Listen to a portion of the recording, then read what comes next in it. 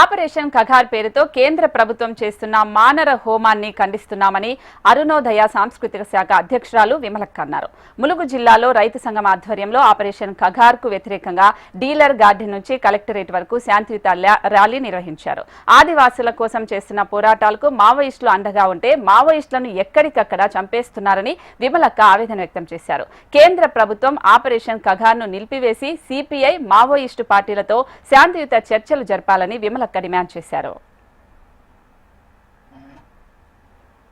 ఉరిశిక్ష వేసినటువంటి ఖైదీని కూడా చివరి కోరిక ఏమిటి అని అడుగుతారు.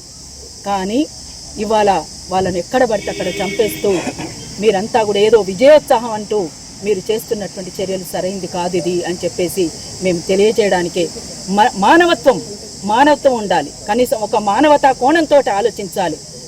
మానవత్వం కూడా లేకపోతే ఎందుకిగా సాటి మనిషిని చంపి ఆనందపడేటువంటి వాళ్ళని ఏమంటారు ఇవాళ అనేటువంటిది ఒక్కసారి ఆలోచించాలి. అవును, ఇవాళ తెలంగాణ సమాజమే కాదు, ఆంధ్ర సమాజమే కాదు, దేశ సమాజం అంతా కూడా ఈ విషయం పైన రోడ్డు మీదకి రావాల్సినటువంటి అవసరం ఉన్నది.